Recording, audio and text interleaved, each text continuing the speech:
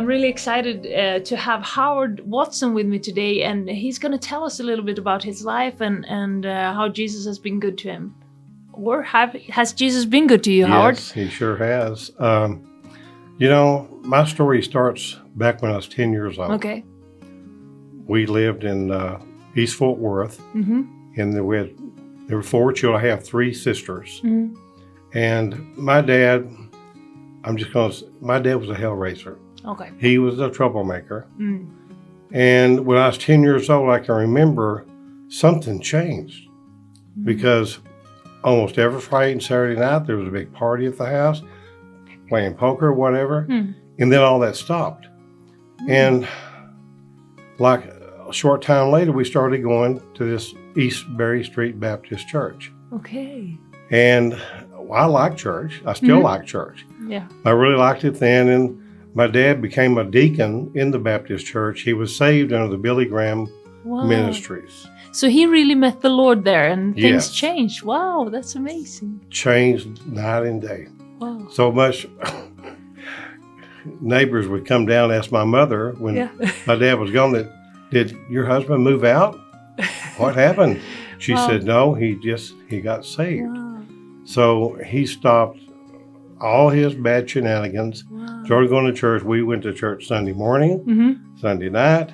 I went to Tuesday night visitation with Dad, Wednesday night church. And Tuesday night visitation, I liked that. We would go visit the visitors who were there the previous Sunday or some of the members who were not feeling well so we could pray for them. And that's when I learned, I got my basics from the Baptist church. Oh, okay, yes. And your mom, she was already a believer, or when did she? Sort of, but she rededicated her life too. Yeah, she saw the difference it made in your father, probably. Oh, it was shocking. Yeah. I mean, his own brother said, "Gosh, what happened, Howard?" Wow. That was his name too. Yeah. He said, "Well, I gave my life to the Lord." Wow. And that's just the way it was. That's beautiful. And so I went to church year after year, and Dad was, or like I say, was the deacon of the Baptist church. So I graduated high school, and then not long out of high school, I got drafted in the United States Army. It was during the Vietnam War, and they were needing soldiers. There were a lot of casualties, and we were what they call replacement troops. So I went through that, and what I really wanted to be in the Army was a meteorologist. Okay. I'd read every meteorology book that was written, and I read it at junior high school. Yeah. I thought, well, I can do this. But I didn't pass it on my test in the Army. Oh, okay. So they said, well, since you're good in math, which I love math, they said, we're just going to put you as part of the special troops. I thought to myself, oh, God, you got to be kidding me. No way. So anyway, we trained to go to Vietnam for 6 months in the hills of Kentucky, up by Fort Knox. And I was home my 30-day leave to go to Vietnam. And 2 weeks into my leave, I got new orders to go to Fort Walters Helicopter School in Mineral Wells. So I went up there, and the CO there, I checked in, and he said, what in the world are you doing here? He says, you can't go through our program. You're too short. Not height-wise, short left in the service. Oh, in times of service. Oh, I see. And he said, what are you doing here? I said, well, here's my orders from the Pentagon. So that's the way it is. Yeah. So anyway, he let me, this is really strange, he let me go home back to Fort Worth and work during the week and just report to him every Friday at 5 o'clock. Wow. So you never had to go to the war. So. No. Wow. My dad prayed me out of Vietnam. I'm convinced. Yes, but that's I was beautiful. convinced then. I'm still convinced now. So. But by that time, I mean, you grew up with your father getting to know Jesus. Did you give yourself to Jesus your life? Well, as much as I knew to when I was a kid. Yeah. And when you were at this age, you know, in the Army and stuff like that, were you living as a Christian then? When you get into the Army, there's no Christian life in there. Oh, I see. I thought about writing a book one time a few years ago called The Long Road Back. I see. And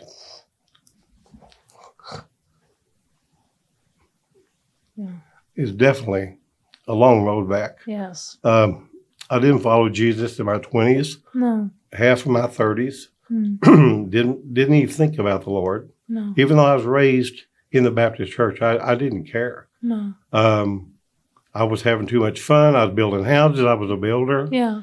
I became a builder when I was 28 years old. Yeah. A man in Arlington, I was painting his house, a builder's house. And he asked me, he said, "Do you want to build homes?" Yeah. I said, "Yes." Well, I didn't know what I knew about building homes. I didn't know anything about building homes, but he gave me 2 sets of plans and bought me 33 lots in Burleson. Okay. He said, "Here, go build these houses." Well, my dad was a builder by that time, and my uncle was a builder. So I gained some knowledge from them, but still they have their own projects to do. I had to do mine. Make a long story short, the first year only built 2 houses, like to starve to death. I wanted to keep going building houses. I like building houses. Yeah. So the second year of building homes, I built like 7 or 8. It was starting to get better. Yes. Third year, I built a lot of homes. Wow. It finally broke loose. Yeah. And you learned, I guess. What? You learned the skill of doing it. Yes. Yeah. Yes. So 28 years old and started building homes and in Burleson, and I never looked back. Wow. I built in Candle Ridge, built in Colleyville, I built in Mansfield, just mainly most of the towns around here. Well, I want to talk about the part about how I met Sydney. I was in a lawyer's office in Fort Worth one afternoon talking to him, and I was in his office, and Sydney and 2 other girls came in there. Yes. And I just kind of gazed up and looked at her, and she looked at me. It's like our eyes caught, connected. Yeah, you know? That's romantic. So I thought, that was strange. I like that. So anyway, a few days later, I went back up to the office to see Sydney and found out where her office was. So I went back there, and she wasn't in. I thought, well, man, okay, I can't see her today. So in the meantime, I was building a new show house in Colleyville. It was taking so much of my time. I didn't see Sydney again for 9 months. Oh, really? Wow. So after 9 months, I went to another lawyer's office. I had to get a defense attorney for someone I knew.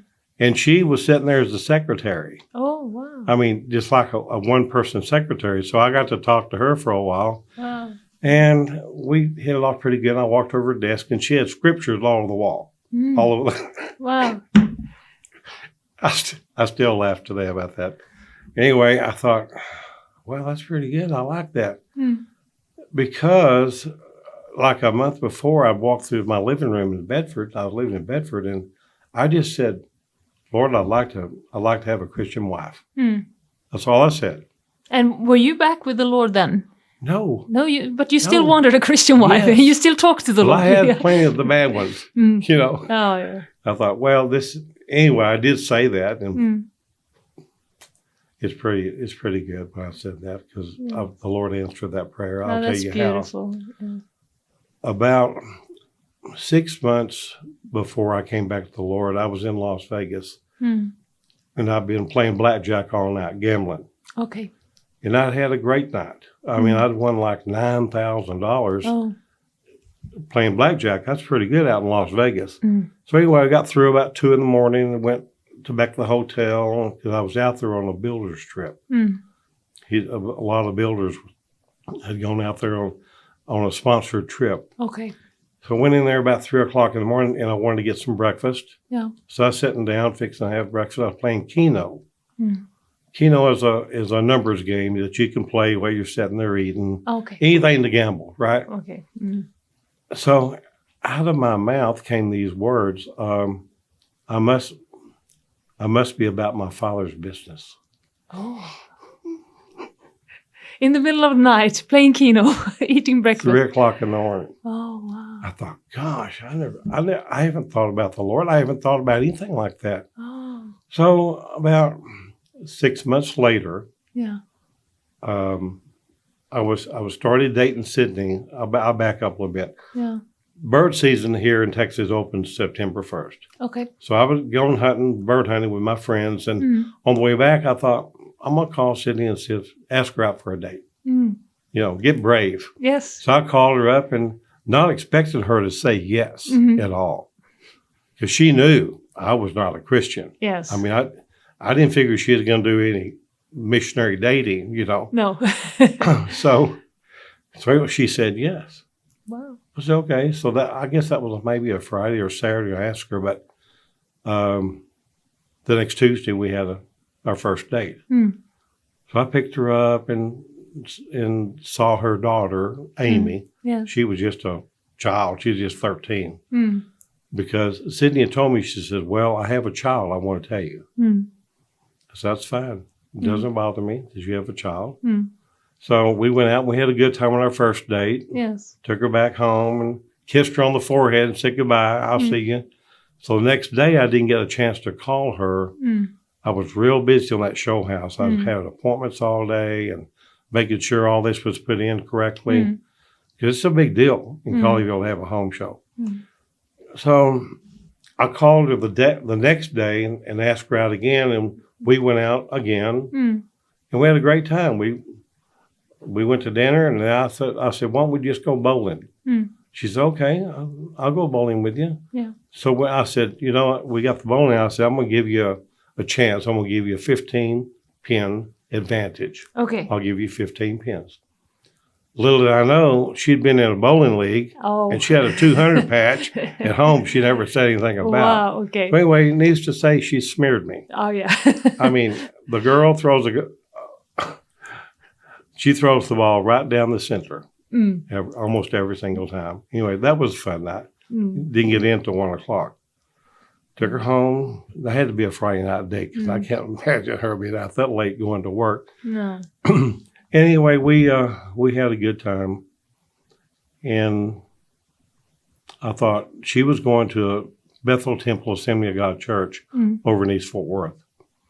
So Sunday night, she invited me to church. Certainly, I thought, okay, I'll think about that. So on a Sunday night, I went there, and a missionary was preaching. Okay. And he gave a very compelling sermon, and I thought, it's time for me to get back with the Lord. Get back. Wow. So I went out the front, and he prayed over me and laid hands on me, and I got saved. I'm going to call it saved, born again, and filled with the Holy Spirit at the same time. Wow, that's beautiful. Yeah. Didn't know what the Holy Spirit was because when I was raised in the Baptist church, we were taught that the gifts of the Spirit had stopped. Yes. But my dad had privately told me back when I was a child that he said, Howard, I'm going to tell you something. He said, son, I'm going to tell you something. I believe in the gift of healing. Wow. Because he had seen a 10-year-old boy with terminal brain cancer healed. Wow, that's wonderful. So Now, he saw something different. You see that, yeah, you can't, that they didn't you're thinking, see. well, maybe I wasn't taught right. No, exactly. But anyway, that he maintained that all the way through his life, that he did believe in the gift of healing. Well, I believe in the gift of healing. Yes. And I want to tell you why. After Sydney and I were married, probably I'd been a Christian maybe 2 years. We got married 6 months after we met. It was love at first sight. Yeah. So I still love her today. That's beautiful. And anyway, something afflicted my shoulder. I mean, it was terrible. I had the worst pain. I was excruciating pain. I couldn't hardly sleep for 2 weeks. And one Sunday night at Bethel, at church, they were going to have a healing meeting. Well, I'd never been to a healing meeting. And I thought, I'm going to go to this. Yeah. So we were there, and they had the invitation to people to come down to the front. So I looked at Sydney. I said, I'm going down there. Wow. And she said, yes, I'm going to go with you. So we started walking down the aisle, and then this other lady started walking down the aisle at the same time, who had been a Christian, a great, strong Christian for over 30 years. And I was going down the aisle, and I thought, the Lord's not going to heal me. He's going to heal her. Yeah. She deserves it. Or what? She deserved healing. I didn't deserve anything. No. I went down to the front, and my pastor, Bob Massey, who married Sydney and I, Okay. laid hands on me, and Sydney laid hands on me. and God healed me instantly Wow. from this shoulder affliction. Yeah. I'll never forget it till the day I die. Wow. I couldn't believe it because doctors had told me I was going to have surgery. Mm. I mean, I think maybe 2 doctors had told me. Wow. I thought, I don't want surgery. I'm only 38 years old. Yeah. I've got a lot of life to live. Yes. And anyway, God healed me. And it definitely wasn't because you had a great faith, because you seem I like had no faith. No, you seem very surprised. I was very surprised. I thought when I saw the lady go down the aisle with me, because she had the same problem I did. Okay. She had a terrible shoulder and her neck was bad. And Yeah. I thought, the Lord's going to heal her. And she was the wife of a very famous singer and composer that y'all probably know. I'll tell you later. But, you get that thought like, God's not going to heal me. Why would he heal me? He's going to heal her. He's going to heal him. God will heal you. Yes. Over my period of being a Christian, I've seen many miracles. Many miracles. And I believe in the gift of healing. I believe in a lot of different gifts. Yes. But the gift of healing stands out to me more. I've got a lot to say. You got a few minutes, we'll talk about it. Yes. We went after Bethel. The pastor at Bethel was going to retire. His name was John Wilkerson. He was in the Wilkerson family like David Wilkerson was, Yeah. And sitting there, I thought, well, maybe it's time for us to move on. He's going to retire. And anyway, the pastor, he took me to another church one Sunday morning. He said, this is a good church right here. It's called UPC. Ah. Well, that's where. Yes, that turned into this church. Yes. Yes. That's where this church came from. So I started going. We loved it. We liked it. I loved church. I've never been so excited about going to a church because it was more, to me, it's more free worship and the music was great. Yeah. Sydney got in the choir and on the worship team again there. I really enjoyed it. We had a home group team. We had a grown home group there, and we probably had about 40 people in it. Wow. We kept it for 3 or 4 years, maybe. That's great. And then that church, the pastor there had a big problem. And I told Sydney, I said, maybe we just need to look around. So we looked around. I guarantee you, we probably went to 15 churches after we left there. Every time when I get in there, I'm sitting down and looking around, and the Lord will say, this is not where I want you. This happened every time, Emelie. Well, finally, we ended up at a little startup church over here in Benbrook called Benbrook Fellowship. Okay. And I liked the pastor, had good people there. So we stayed there. We just kind of planted ourselves there. And Sydney joined the church before I did. Okay. I said, well, at least you can tell me if you're going to join a church or not. Yeah. So we didn't talk about it. No. So anyway, we joined that church, and they built a new building right down the road here. And we went there from 2005, I think, to 2009, somewhere around there. But one Sunday morning, I was in the bathroom getting ready like I normally do on this, and the Lord spoke to me. He says, I want you to go back to where you came from. I thought, well, that was UPC. Well, it was Capstone right here. So I told Sydney, I said, the Lord told me that I'm to go back to where I came from. Yeah. I told her, I still laugh about this, bless her heart. She said, well, I'm not going. I said, okay, well, I'm going. Yeah. Because the Lord told me to go. So anyway, I laughed. And so anyway, I got here that Sunday morning and we were just fixing to start worship. I looked back and here she come down the aisle. With a big smile? Yeah, she was. She was okay with it. She saw people she knew. Oh, that's good. She was comfortable here. Yes. Oh, good. So a few months after that, she got on the praise team here. Oh, good. And the choir. They had a little choir back then. I don't think Sydney was in the choir. She could have been, but she's on the praise team. So anyway, I'm still here. Yes. And that was from 2009. Wow. July, I think, of 2009. And probably 2012, something like that, I became an elder here. Great honor. It's a great honor to be an elder. Yeah. it's a great honor to be a pastor. Anyway, I started being an elder, and it was really an eye-opening experience of how many people you can pray for and feel their needs, and they'd come to the elders meeting and tell you what their desires are, or what was not going right, or what's going right, So we hear them out, and it's just an experience that I'll never forget. No. It was a good experience.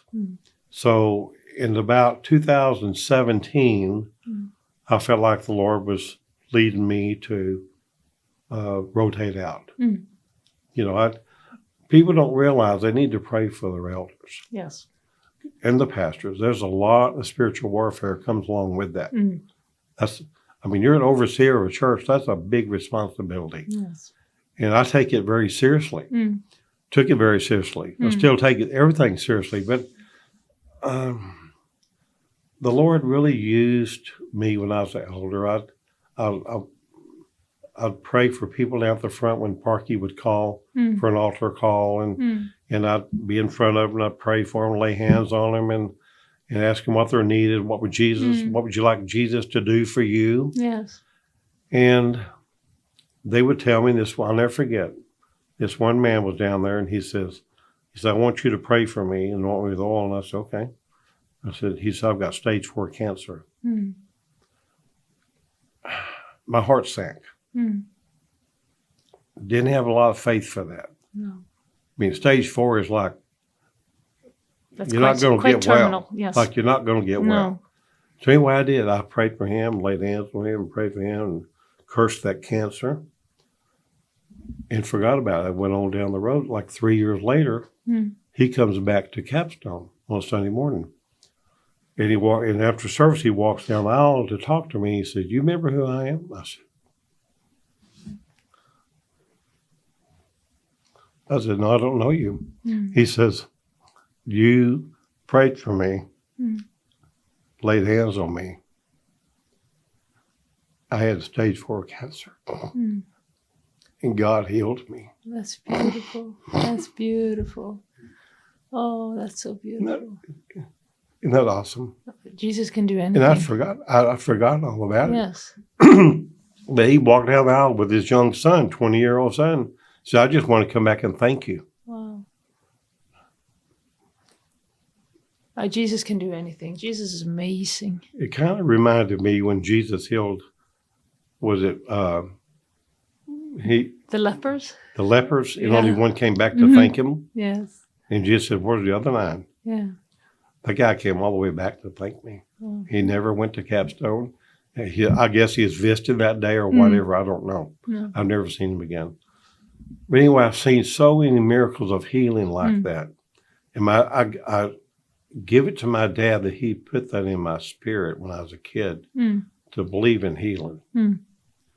I still believe in healing. Yes. In December of 1999, Sydney's brother was laying up in the VA hospital in Wichita, Kansas, dying of AIDS. Oh. He went homosexual. He had been sharing needles in Florida at Sydney's sister's house, and got AIDS. Oh. So there was nothing they could do for him at the VA hospital.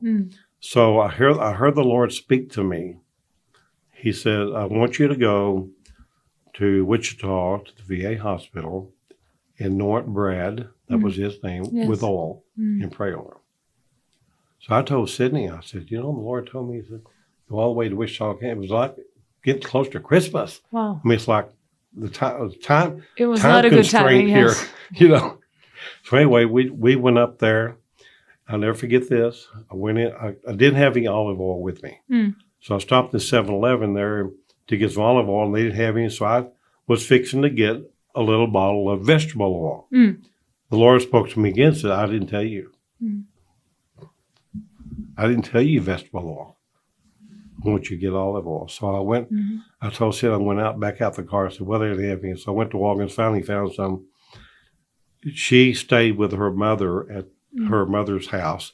I went to the VA hospital. I walked in there and asked the nurse's station. At the nurse station, I said, "Where is Brad Sowers?" And they looked down and said, "He's on the third room on the right." So I went down there and I saw his name on the door and I walked in. Now, Brad and I had worked together in 95 and 96, a hailstorm in Fort Worth. Gave me great help, most I've ever had. And when I walked in there, if I hadn't seen his name on the door, I would not have recognized him. He was just a shadow of his former self. Just horrible. I mean, beard down to here, which he doesn't have a beard. Never had a beard. Frail. I said, "Brad." He looked. Yeah. I said, "It's Howard, your brother-in-law. I'm here from Fort Worth. Going to pray for you." Yeah. What a great story this is. Yeah. So I went over there and laid hands on him and got the olive oil and laid hands on him, anointed with oil. And when I've anointed him with oil, his arms went right straight up, just like this. Wow.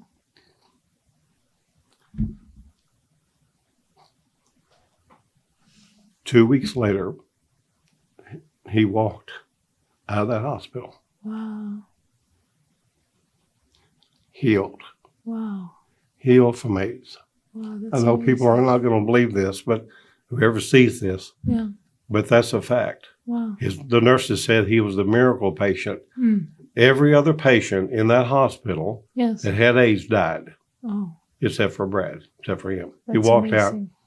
We'd played golf together the years prior and everything. We played golf again. Wow.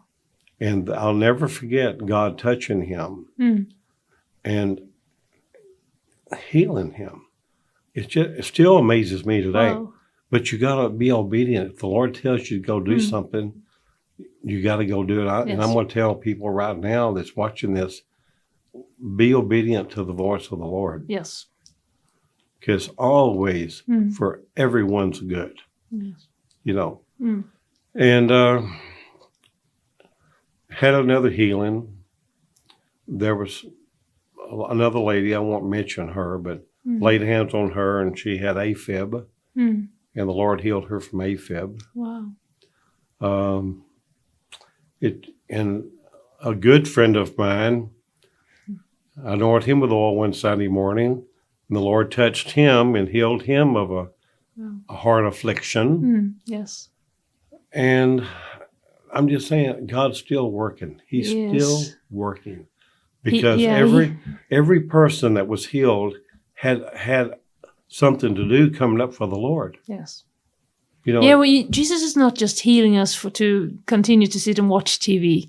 No. You know, we want to serve him and we want to see people healed so they can be useful for the kingdom. That's what we're longing for. And I'll tell you a little bit more. Back in, I'm going to say maybe December of 1991, we had no work. Okay. Cindy and I, we were just flat out of work and out of money. So we sat down in our living room one night and we counted out the money that we had. This is the truth. Yes. We had 42 cents to our name.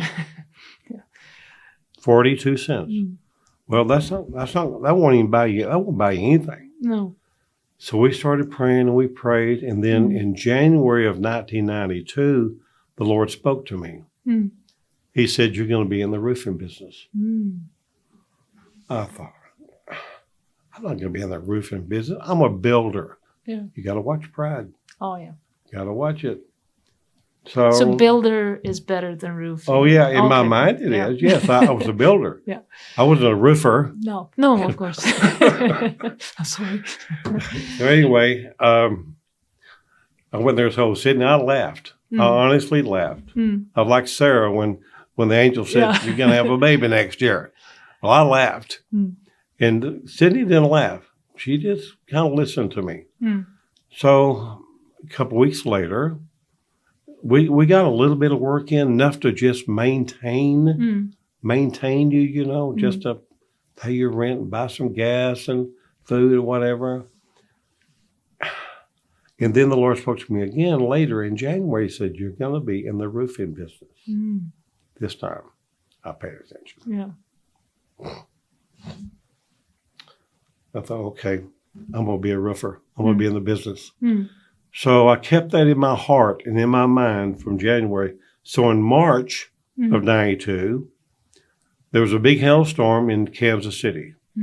Well, Sydney's from Wichita, Kansas, so all her family was there. So I told Sid, I said, I want to get in the truck and I'm going to drive to Wichita and pick up your dad. Then we're going to drive over to Kansas City and see if I can get started up there in the roofing business.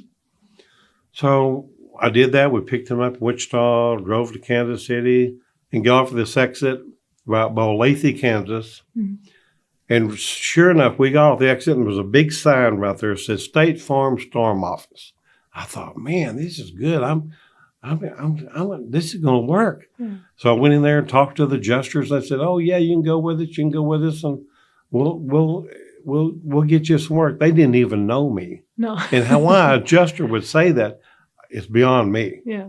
So anyway, I took it to heart. So we went and got a hotel that night. And the next morning, I went to look for a warehouse so we had a place to put our materials, the roof materials, and have a little office there in Kansas City. And I was walking through the unit with the manager, and the Lord spoke to me again. He said, don't do it. Don't do it, go home. Oh. So I got her dad back, and we went back and sat in my truck. I said, I'm going to go home. He looked at me like, what? Yeah. You got everything set up here. What do you mean you're going to go home? I said, I'm just going to go home.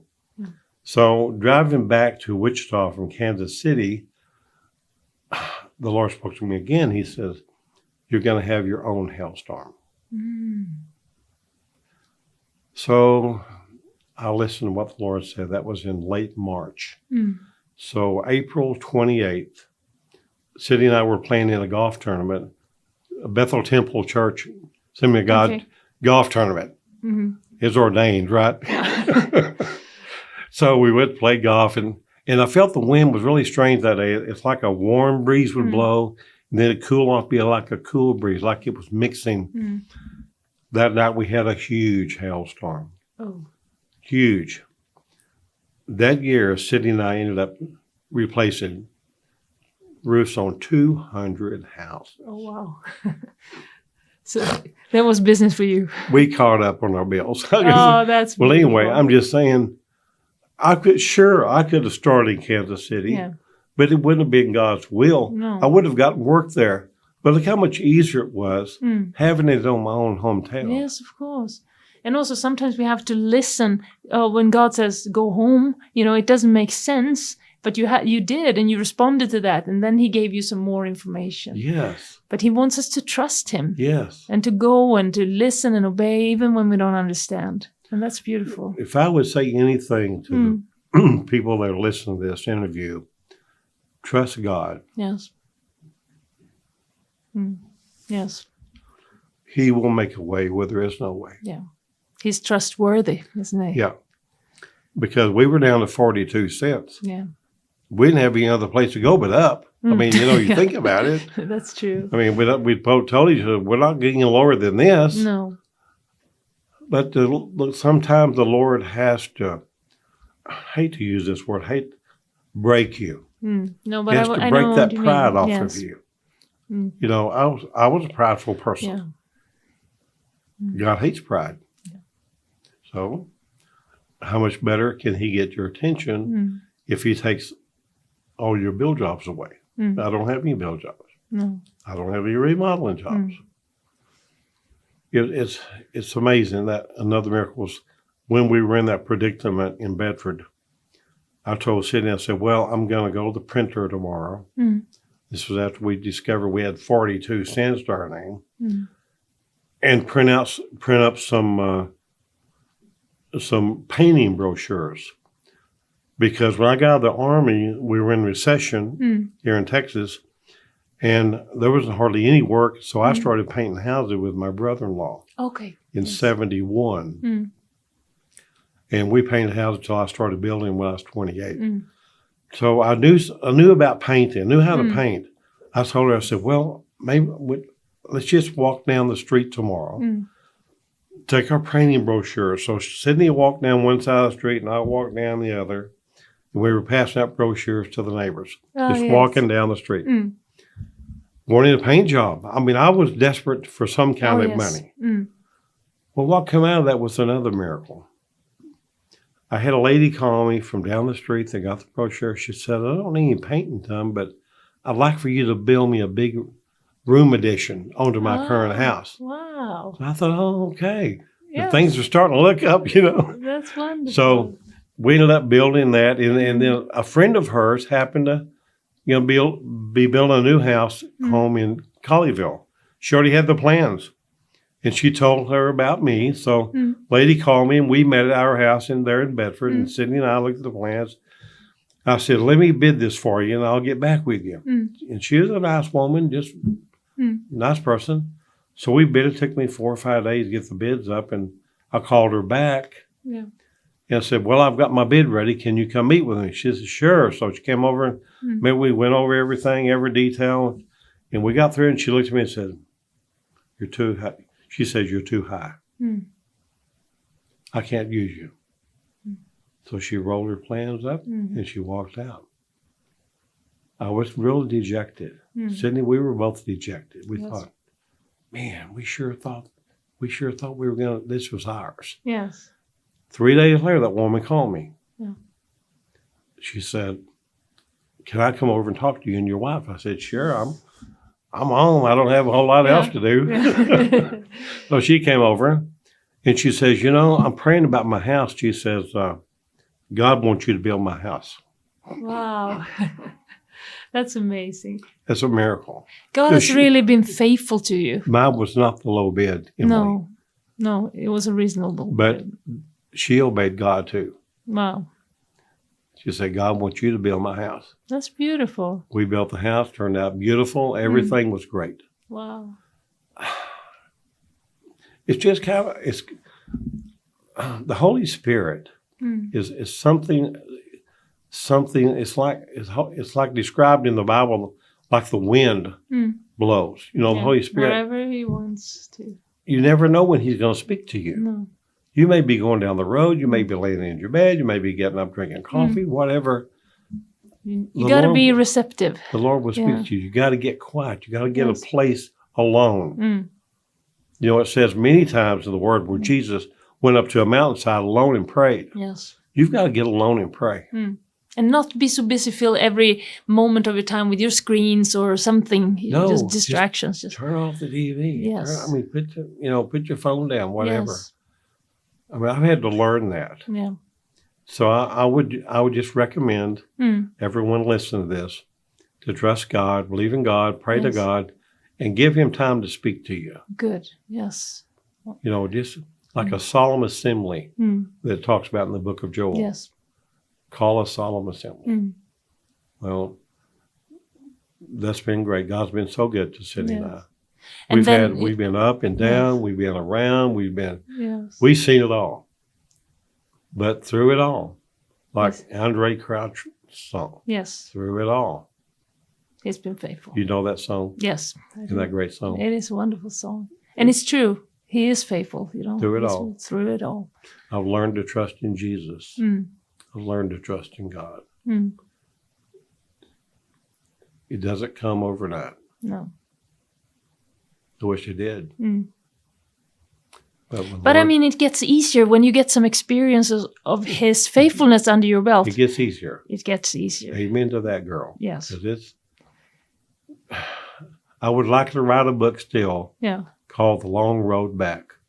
Because when I got in the Army, I left the Lord, and it was a long road back to come back to him. There were lots of pitfalls. There were lots of terrible things,